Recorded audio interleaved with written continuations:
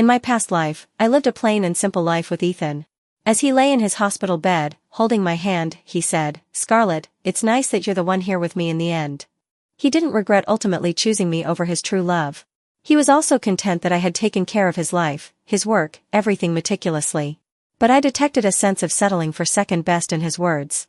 I was tired of being someone's compromise. So, I returned to being 20 years old.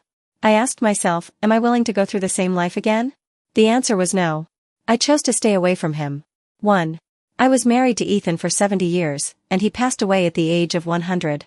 He left with a slight smile. But I stood up and looked out the window. Thinking, if there's a next life, I don't want to be Ethan's wife. When I opened my eyes, I saw the campus with sycamore trees outside the window. Suddenly, a piece of chalk landed on me. "Scarlett, can you repeat what I said in the last sentence?" I stood up and saw the aerodynamics lecturer looking at me displeased from the podium. Someone heckled, "Teacher, she's not from our class. She's here to accompany her boyfriend." The teacher gave me a deep look and was about to turn around to continue writing on the board. Ethan, who was beside me, suddenly said, "She's not my girlfriend." The classroom fell silent. I felt my heart pounding in my chest. Ethan at this time was still green, but possessed a maturity and composure far beyond ordinary people. He was always aloof and detached, and I fell for him at first sight. At this time, he was also cold, distant, and impersonal, leaving people to silently process all the awkwardness. I smiled slightly. He was still the same as in my previous life. I said, "Yes, teacher, I'm not his girlfriend, nor am I a student in your class. I'm sorry for disturbing your class. I'll leave now." Ethan paused in turning the page of his book, blocking the exit, and didn't move for a long time. After class, the teacher asked me to come out with her. Before speaking, she poked my head with her finger. "You like him that much? Can't you tell he doesn't like you?" I nodded. "I can tell, Aunt Carol. I won't sneak into classes anymore." Aunt Carol didn't believe me and confirmed it again before returning to the office. Someone called me from behind. Daisy ran over with a smile, putting her hand on my shoulder. "Scarlett, want to go buy popsicles together? The new mung bean popsicle is especially delicious. I'll treat." Seeing me shake my head, Daisy's bright smile immediately changed to another invitation. "Then come to my house to watch the new color TV? You don't know, the picture is super clear. I'll play Jeff Chang's Too Much for you. Let you be crazy, let you indulge, thinking that one day you will be moved." Daisy held her fist, pretending it was a microphone, singing the lyrics inside. I gently curved my lips. "I'm going abroad soon. I need to prepare a lot of things recently, so I won't hang out with you." Daisy hugged my arm and said with regret, "Ah? What am I going to do then?" "You can hang out with Ethan. It's good that I'm not there, so it's much more convenient." Daisy's hand slowly dropped, and the smile on her face disappeared. When I looked up again, I saw Ethan leaning against the door not far away, his head tilted back against the wall. Hearing the sound, he looked over. "Leave her alone, let her do what she wants." He walked forward and took the bag from Daisy's hand. "Thanks." His eyes didn't look at me, but his words pierced my heart. 70 years, this kind of scene was actually long gone. Hearing it suddenly, it still made my heart sting. It's just that in the past, I would have used all kinds of methods to soften the thorn, and eventually merge it into my flesh and blood. I said, "Aren't you going to ask me when I'm leaving?" Ethan sneered. Daisy frowned and interrupted him, asking me, "Scarlett, when? Why are you suddenly going abroad?" I raised my hand to block the sunlight, looking at the end of the corridor. "When the Sycamore Avenue changes color, I guess. It'll be soon, too." After that, I didn't continue going to school. Studying abroad was a spontaneous decision, and preparing the necessary things would take a lot of time. When I was looking up information in the study, Aunt Carol suddenly knocked on the door and said to me, "My star student is here. He said he was visiting me, but he put down the gifts and wouldn't leave. Why don't you come out and see?" I smiled helplessly. "Just leave the door open. Aunt Carol, you can go prepare for your class." It was afternoon. Although it was early summer, I could occasionally hear a few cicadas chirping. But there were no footsteps coming in. When I looked up from the webpage, the sky outside had darkened. I walked to the living room. It was as if Ethan had never been here. The setting sun shone all over the floor of the living room. It had a bit of a lonely feel. In the following days, I finalized my destination for studying abroad. I grew up with Aunt Carol since I was a child. My parents left money for me and each had their own lives. In my previous life, I never saw them again until the end of my life. But I belonged to a state where no one interfered. I was quite free. I told Aunt Carol my destination. She said, "It's a good place. Currently, that country is the most advanced in the field of aerospace. Ethan has been asking me where you're going these past few days." It's not easy for him to care about other people's affairs. Why don't you tell him yourself? I chuckled. Aunt Carol, aren't you always upset that I'm blind and always try to push Ethan and Daisy together? It even makes you feel ashamed, and you don't let me get close to you at school. Aunt Carol sighed. I'm most afraid that you're just being willful. If you've really thought it through, don't regret it. I said, don't worry, Aunt Carol. The next day, I went back to school. I only found out from my classmates that the news of my studying abroad had spread like wildfire. My roommates couldn't help but TSK while I was packing my things. Scarlett, don't you not have parents? How can you still go abroad to study? My dad said that only a select few can study abroad now. How can you go abroad? Exchange student? Your grades are good, but not that good, right? It's too exaggerated. Are you really going abroad to study?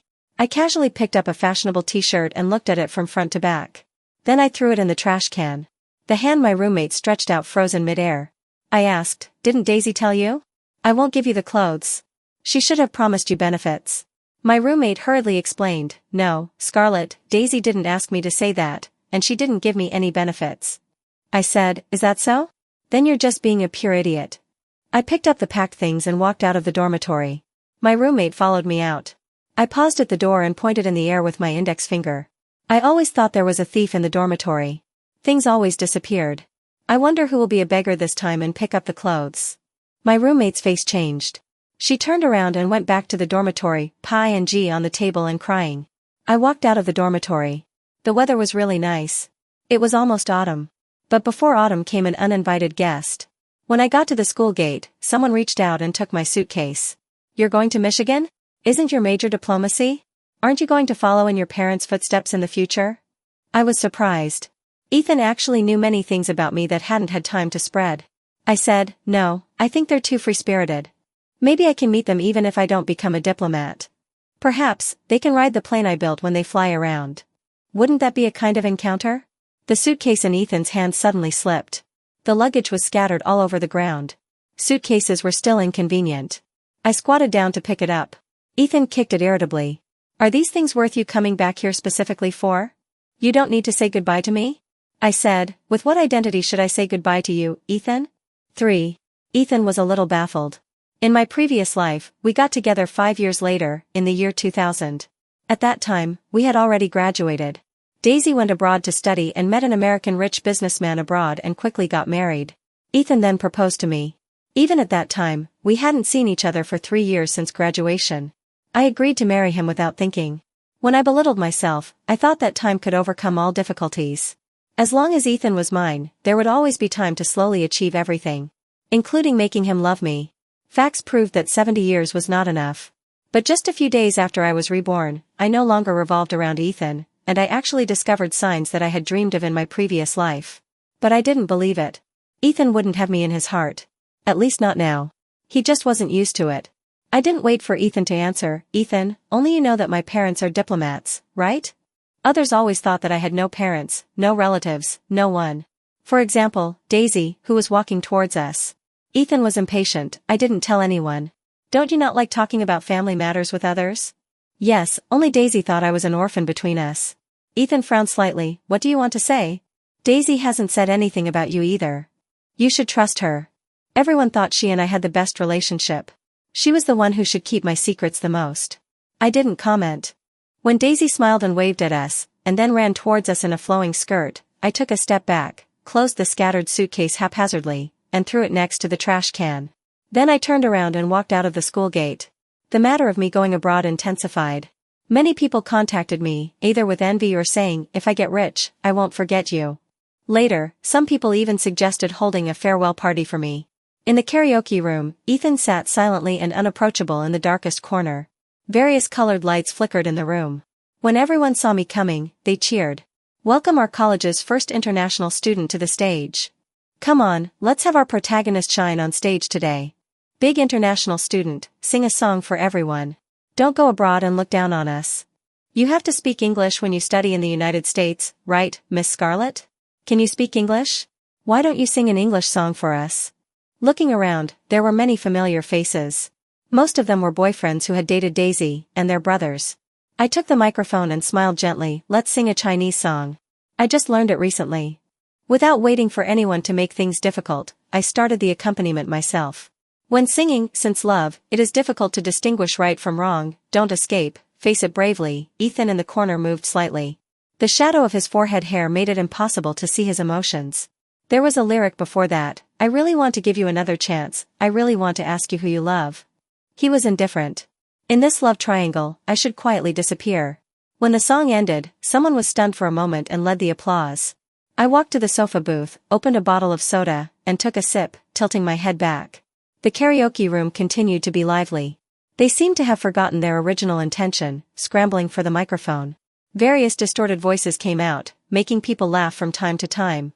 Ethan spoke abruptly, Scarlett, you said that if you love someone, you should be brave, right? I didn't hesitate, yes, both loving and not loving. His eyes fell on Daisy, who had already become one with a group of boys, focusing on the crowd. So it doesn't matter if she has so many boyfriends, right? She just changes boyfriends often, and there hasn't been any moral issue. I always believe that she is just a passionate person. Ethan turned to look at me. So I don't believe that she leaked your secrets. Including today's party. Even if it has something to do with her, I don't believe that she has any bad intentions. Scarlett, I didn't think you were a subtle person before. This time, you have disappointed me a lot. I shook the orange soda that was still half a bottle. So what? What are you going to do about it? What? Ethan, you actually always knew that I liked you, right? His gaze suddenly averted, turning to the side. I continued, you think that the party that likes someone without permission should be the inferior party. The passionate person has other twists and turns no matter what they do, and the inferior party deserves to bear all the blame. I've never thought that way. Ethan leaned over and picked up a bottle of soda. Just as he put it to his mouth, he noticed a lipstick stain. He subconsciously looked up at Daisy. Then he felt uncomfortable and put it down. I smiled. Ethan, you're quite despicable too. Your love is like the stinky silt in the gutter, afraid to be exposed to the sun. But everyone knows it, and they cover their noses when they smell it. Ethan's face changed. He picked up the bottle of soda and drank it all in one gulp. It was as if he was angry. This was rare to see on him. But I felt very disgusted. I stood up, if you like someone, you can please them, but you don't have to sacrifice others. Ethan, I won't be your excuse anymore. It would be best if we didn't have any contact anymore. 4. Ethan didn't believe that the rumors about me in school were leaked by Daisy. He also didn't think that this gathering, which had too many obvious connections to her, was out of malice. He felt that everything was a deliberate slander by me. It didn't matter. I came only to say not worth it, to the past. After the karaoke gathering ended, I focused on language courses. I wasn't surprised when Daisy contacted me as the courses were about to end. She still put her arm around my shoulder when she saw me. She gave me a box of chocolates. Eat them. My uncle brought them from Italy. They're especially delicious. There are nuts inside. They're so fragrant. I opened one on the spot, put it in my mouth, and sipped it gently. She slowly lowered her arm. I thought you were mad at me. I'm glad you're not. I said, which one are you referring to? Daisy was stunned. It's nothing. It's good that you're not upset. Let's not talk about the past. By the way, Scarlett, why are you suddenly going to study abroad? I've never heard you mention your parents. I didn't mention it to avoid making you sad. I misunderstood. I didn't expect your family to be so wealthy and your parents to love you so much. How could you hide it from me so strictly? That's not very friendly, especially since we're good friends. Good friends wasn't really the case. Ethan and I knew each other when we were young. His mother and my aunt were very close. My aunt was not only his teacher, but also his elder privately. Ethan and I became familiar over time. It's just that Ethan wasn't very affectionate. Knowing him for more than 10 years wasn't as good as Daisy, who he'd known for a little over a year. She seemed to be more compatible with me. I said, because I'm well behaved, and you've created an unfortunate background for me, you often appear by my side, which always makes people mistakenly think that you're not that bad after all. Daisy, I admit that I often go out with you because I have my own selfish motives. I know that Ethan likes you, but he doesn't dare to admit it. With me appearing with you, he can bear less gossip. Ethan didn't dare to admit that he loved a woman with a bad reputation. When the three of us went out together, he could pretend that the target was me, not Daisy. The three of us each had our own unspeakable reasons. No one cared about anyone. It was best if everything ended here. Scarlett, are you crazy? Daisy obviously didn't think so. You said Ethan doesn't dare to admit that he likes me? What a joke. You think too highly of yourself. You're just a lifeless, dull, and boring person. You're still a college student. Don't you feel ashamed? You think being with you will make me look like a good person? If I'm not with you, all the girls will verbally say that I'm promiscuous, but they'll only be insanely jealous in their hearts. All the boys will also want to date me. I often go out with you just to make you set me off. You think you're a good catch? She snatched the open box of chocolates away. You still have the nerve to eat? You're a poor wretch. You say you're going abroad to study. You're an orphan with no parents. You're really good at pretending. Nightclubs are popular now. Every school has girls who secretly work as hostesses. Are you really going abroad or are you going to be a prostitute? Who with eyes doesn't know? I understood. So Ethan didn't tell her what kind of family I came from. Ethan was always like this. He had flaws in his character, but he had a bottom line that he insisted on. Plus a good appearance. It was indeed easy to become the youth of a dim person. I laughed mockingly. I didn't want to think about the rights and wrongs involved. Since we've torn our faces apart, then it's best if we don't see each other again in this life. Daisy, you better behave yourself. Don't do anything ridiculous. I know many of your unspeakable secrets. 5. Daisy obviously didn't take my words to heart. When my study abroad visa was approved, I went to the school to pick up the documents, but the school withheld them and insisted that I bring my parents. The school could see my information. It showed that I had both parents. The principal called me into his office and said to me, "Student Scarlett, you are a well-behaved person, with a quiet and introverted personality. You have never caused any trouble for the school. Recently, you have allowed rumors to spread without making any statement, which has greatly affected the school's reputation. I am very disappointed. I know you are going to study abroad, but this is also your alma mater, which has cultivated and nurtured you. You cannot be ungrateful. Otherwise, I don't know how to write the letters of recommendation for you." It was quite unwarranted. But since things had come to this, I could only resolve it. The rumors in the school had already evolved into the idea that my studying abroad was fake and that I was dropping out to work in a nightclub. I was an orphan who couldn't stand poverty and wanted to take a shortcut. This kind of reason was very convincing.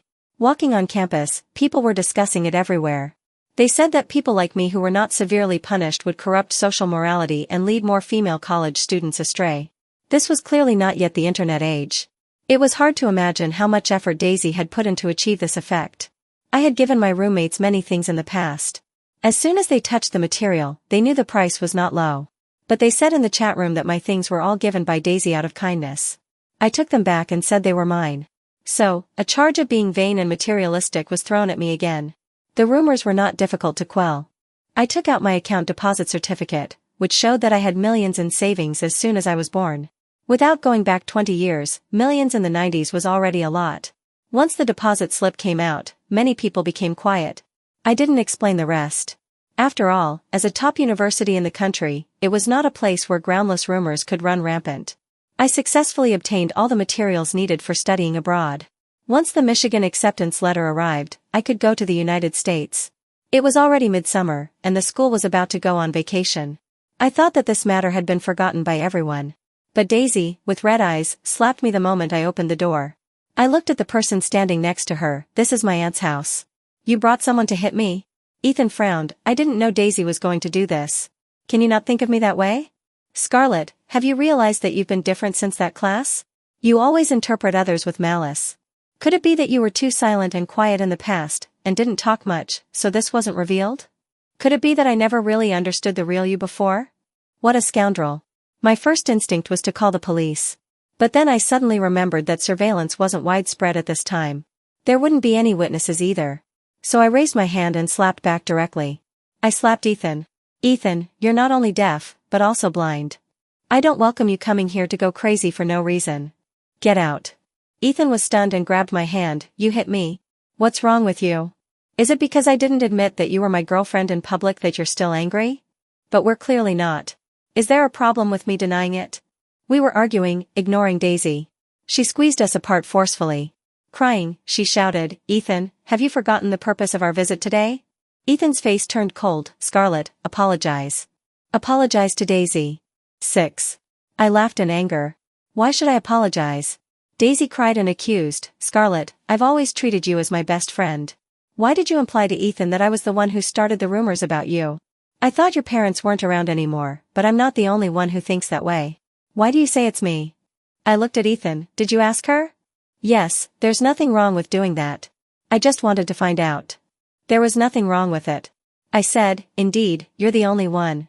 If others also think that way, it's because you leaked it out first." Daisy, you joked with me at that time, saying that you've never heard me talk about my family. Is it because there's nothing to talk about? I smiled and didn't say anything. You took it as a default, and then the next day, my roommate started rummaging through my things, trying to find photos of my family. So what? That doesn't prove that I said it. Couldn't it be that others guessed it too? Daisy still defended herself. I said, I gave my roommate a bottle of French perfume that time. She told me that she met you in the cafeteria.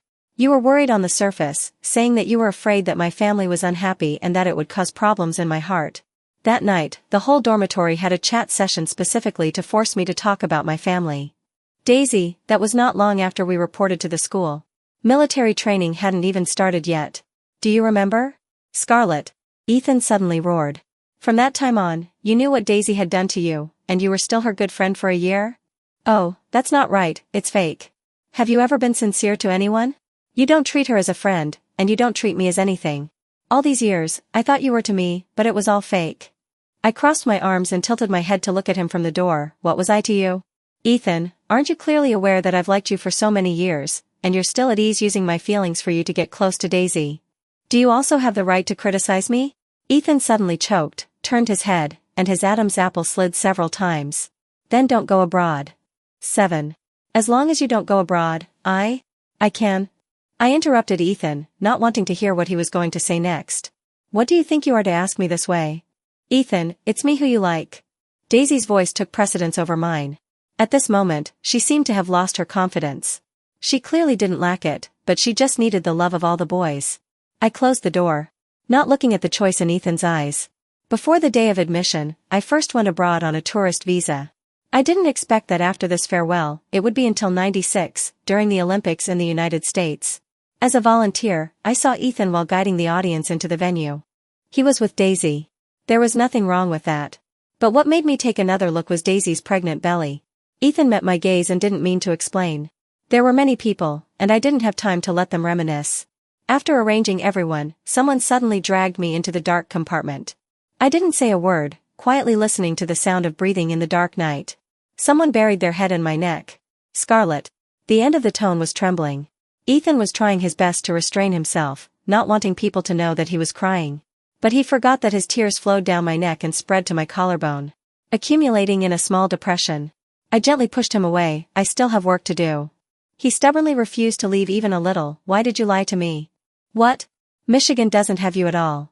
I understood. I applied to 3 schools at the time. I didn't like the climate in Michigan, so I went to California. Then why didn't you tell me? Or rather, why didn't you contact me even once after you came to the United States? Scarlett, how can your heart be so cruel? I patted him on the shoulder. Didn't we already make it clear? He paused, raised his head. We didn't make it clear. You didn't give me a chance to explain. I wanted to say that as long as you don't leave, I can say in front of everyone that you are my girlfriend. I can't be with Daisy, but you will always be by my side. You can always keep the title of my girlfriend. So that was it. So, the 70 years in my previous life were just his great mercy. I bore the title of his lover. So that outsiders wouldn't ridicule me. No wonder he was always more restrained than passionate towards me. I said, then let me make it clearer now, Ethan, I don't love you anymore. In the past, I always focused on you, but now I look around the world and find that life is so broad. Compared to these, you are too insignificant. Sorry, I really have to go to work. Ethan wouldn't let it go. Why don't you ask what the relationship between me and Daisy is? Why don't you ask whose child Daisy's is? Why don't you ask how I knew that Michigan didn't have you? Scarlett, I came to America for you. I didn't stop, walked out of the door, and after turning the corner, I straightened the volunteer's work card and threw it behind me. Soon, I learned the answers to the questions that Ethan had asked me. Daisy came to find me. She said that day when I closed her and Ethan out. She asked Ethan, Scarlett said you don't dare to admit that you like me. Do you dare? As long as you dare, you break up with your current girlfriend and be with me. I will only be with you. That day, they kissed just one door away. They were very high profile. They wanted to hold a gathering at the karaoke to celebrate and announce to everyone. But no one could contact me. At that time, I had already boarded the plane to the United States. Scarlett, you're the most scheming. You hid so deeply. You can leave easily whenever you want. All these years, you've watched me pretend to be a rich lady in front of you, showing off my superiority in front of you. You must have laughed at me a lot in your heart, right? Holding a cup of coffee in both hands, Daisy took a light sip from time to time. Seeing that she didn't intend to stop, I still reminded her, coffee isn't good for you right now. Your stomach will feel very uncomfortable. Daisy suddenly became angry and slammed the coffee cup down heavily. You are as kind as ever, but Scarlett, what's so great about that? If I were like you, with parents who were a young lady and a young master before the founding of New China and who left such a large fortune to their daughter, I could be like you, even spreading money widely and benefiting people's livelihood. But those things that I show off in front of you that you don't care about at all, are all things I earned at a great cost.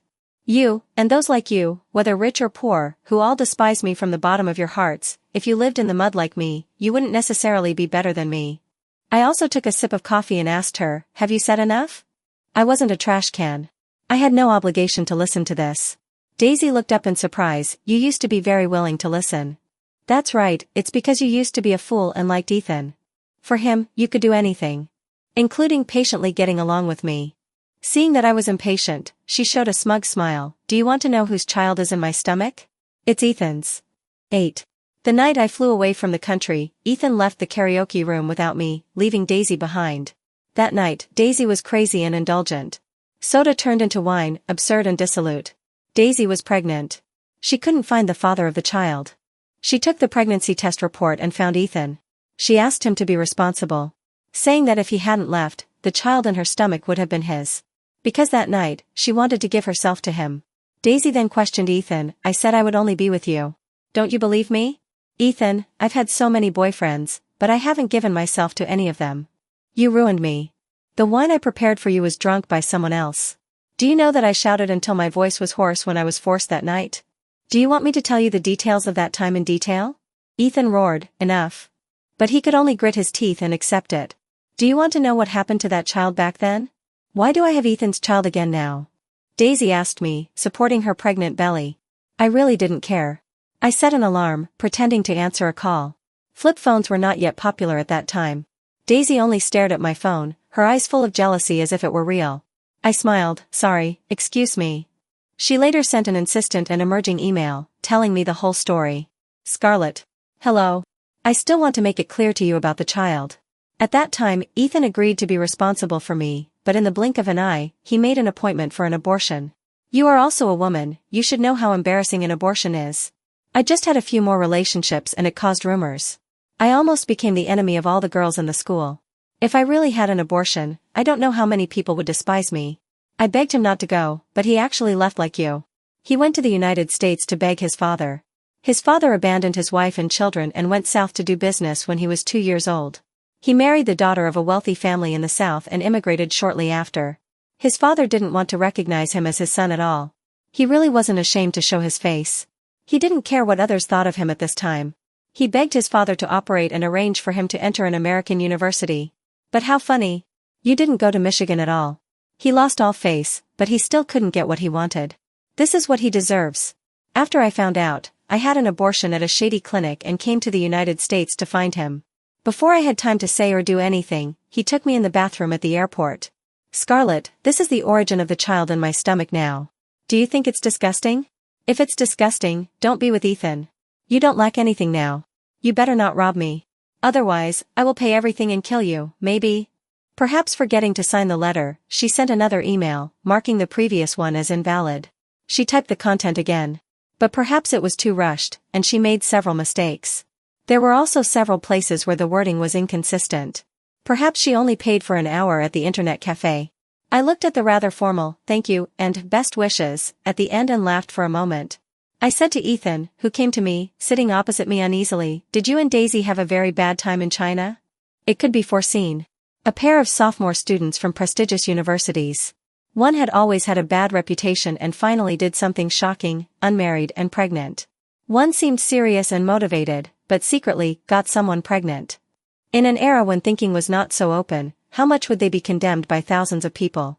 Their successive trips to the United States could only mean that they could no longer stay in China. Daisy was eager to grasp Ethan, probably because Ethan was already an American citizen. She wanted to obtain legal citizenship. It shouldn't only be Ethan who could help Daisy achieve all of this. She had so many boyfriends and recognized many sugar daddies. There shouldn't be no one else to help her. Ethan interrupted my train of thought, we really couldn't stay in China. Daisy refused to go to the hospital and told everyone that the child was mine. At that time, I had already let her spread the word that we were together. No one believed me even if I denied it. So I simply went abroad. I just didn't expect that I couldn't find you. He asked me if I knew how he begged his father to get the opportunity to stay in the United States. Seeing that I was not interested at all, he smiled mockingly and turned to say, I hated it so much at that time, I needed to vent. It just so happened that Daisy came to me. I actually regret that impulse at that time every moment. But she was pregnant. This time the child was indeed mine. She didn't want to have an abortion, and I couldn't insist on her going to the hospital. I can only carry the regret until now. In just a few days, I had heard enough of his and Daisy's analysis. I said, by chance, it may also be a kind of fate. Then what are you looking for me for, Ethan? He was silent. Would you believe me if I said I was reborn? 9. My scalp tingled. I hadn't thought of how to answer yet. Ethan said to himself, you should believe it. It's very likely that you were also reborn. Otherwise, how would you explain your sudden disgust for me? 70 years, did it exhaust your patience with one person? Once reborn, you changed your life. Ethan thought that I didn't want to repeat the previous life's trajectory related to him in this life. It was because I had gotten it, so I didn't cherish it so much. I said, is it possible that it's because I experienced it and felt it wasn't worth it? Is it also possible that in the past 70 years, I regretted it more than once, regretting that I didn't choose another life? The constantly accumulated regret exchanged for an opportunity to choose again. Ethan suddenly opened his eyes wide. After a long time, he grabbed his hair painfully, so that's how it is. Then have you ever thought about why I can be reborn? Maybe I've always been regretting not choosing to love you from the beginning. Actually, it was false to say that my heart didn't get a moment of comfort from hearing him say this. But it didn't matter. What I think about every day now is no longer how to make Ethan love me. Moreover, what was the node when Ethan was reborn? When he suddenly realized it, I shouldn't have been by his side. He attributed his rebirth to me. It really didn't make sense. Ethan admitted that he was reborn when his father beat him half to death with a cane and left him in the heavy rain. That was when he first came to the United States. Striving for fame and wealth had even less to do with me. I said, you should live up to your unwillingness in your heart. In the previous life, although you successfully entered a classified unit, the benefits and treatment were good enough for you to no longer live a life of dependence. But you were mediocre all your life, just like our plain marriage. You were actually always enduring the daily life without any passion, enduring the life without any ups and downs. Ethan, since you can do it again, don't waste it. In the future, we don't have to see each other again. I thought that Ethan and I could really go our separate ways from now on, with no more involvement. But unexpectedly, in the year 2000, when I graduated and entered a foreign aerospace research institute, Ethan and Daisy's child was already 4 years old. We were still involved together because of the old things. Daisy went crazy and smashed things in the backstage of an exchange meeting and was taken away by the security guards. She said that she knew me and had something to settle with me. The security guards didn't make a decision without authorization and let her stay in the lounge to wait for me to come see her after the meeting. After the meeting, I didn't go to see her. I directly found Ethan and asked him to go to the lounge to pick her up. This exchange meeting was in the field of aviation. Ethan had just graduated this year and entered the research institute where I was as an intern. He appeared in the audience as a background board during the meeting. He didn't think that I would notice him. When he saw me, he was a little uneasy. Long time no see, Scarlett. I nodded. Your clothes today are a bit inappropriate. Didn't you prepare in advance? He was stunned and adjusted his clothes uncomfortably. The nanny at home forgot to iron the clothes in advance, so I had to change to another one. I didn't comment. Daisy is in the lounge. She caused trouble and said she came to me, but I don't want to see her. Handle it yourself. Ethan completely froze. What I said was really the servant at home. Daisy and I have separated. We have no other contact except for jointly raising the child. I said, okay, then can you go pick her up? Ethan punched the wall hard and muttered, damn it. Then he turned to me and said, indeed, you are a person who goes all the way to the dark. In the previous life, you thought you loved me, so you spent your whole life by my side. In this life, you feel you don't love me anymore, so you don't want to be involved at all. Perhaps you don't know that this kind of you makes me love you more easily. I will solve Daisy. Next, it's your and my evenly matched confrontation. Scarlett, I want to pursue you. Seriously, I want to pursue you well. 10. I closed my eyes. I racked my brains and could only say, unreasonable. Ethan did what he said. Daisy was not qualified to live in the United States for a long time. Over the years, she had been constantly traveling back and forth on tourist visas. Ethan reported her. Customs no longer allowed her to enter the country. Quite ruthless. But this was always what Ethan would do. Ethan had never let go of marrying Daisy. His excuse was that he was still in school. He didn't want to have the same things from China reoccur. Daisy was also afraid and had been raising the child alone, not revealing their relationship to anyone. So the child stayed with her in China and couldn't come to the United States anymore. Daisy had no choice but to call me again and again to vent her anger, scolding me for being vicious. "It's all you ruined me. Why did you appear in my life? If I hadn't seen that you can live the life you want, I wouldn't have been uneasy about my current life, thinking about whether I should be more obedient and whether I should change the way I climb up, so I broke off relationships with those ex-boyfriends and sugar daddies. If I hadn't broken off relations with them, I would still be young, I could still get a lot of money from them in the old way, I could still live well. But now, I have a burden, and Ethan hasn't given me much money these years, I can't maintain myself, and I've become a haggard woman. No one wants me. It's all your fault. It's all your fault for letting me see that there are other ways for women to live better. Scarlett, you better not return to China for the rest of your life. As long as you return to China, I will try my best to drag you to hell." Daisy had been living with her elderly grandmother. Her parents were sent down during a special period because they read a poem wrong and eventually didn't survive the devastation of the poor mountains and bad waters and died. Poverty had always followed her. She was the one who had really had enough of the poor life, and she was also the one who went astray. She had been going to nightclubs often even before she went to college. The first child that she asked Ethan to be responsible for was not the first child in her life. Daisy insisted on not having an abortion with her and Ethan's child because she was afraid that she would not be able to get pregnant again.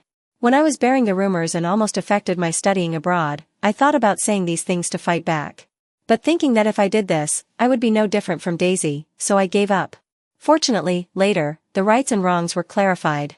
However, now that things have come to this, if Daisy is unwilling to give up, then I am not a foolishly kind person either. It's already the 21st century. Information develops too quickly. It's also too easy to ruin a person. I said, "Do you know what's going on with your affairs in China?" Daisy quickly understood what I meant and gnashed her teeth and hated, "Okay, if you go back to China, I won't make trouble for you, and you're not allowed to talk about my past." A deal naturally reached. Unexpectedly, not long after, Daisy was imprisoned. She found a job as a nanny for a wealthy family. While she was wearing a low-cut lace nightgown and bending over to mop the floor, she was discovered by the returning mistress of the house. She was slapped several times on the spot and kicked out. The wealthy businessman went out to stop Daisy, who was constantly shouting. After several tugs, his head hit a lawnmower, and he died on the spot. When Daisy was arrested, she was still shouting, "Why didn't you marry me in this life? It's all what you deserve. Didn't you tell me to wear this outfit? You don't recognize it when your crazy bitch comes home. What are you?" In the end, Daisy was sent to a mental hospital, crazy. Not long after, she was pushed off a high-rise building by a patient inside. That was the end. 11.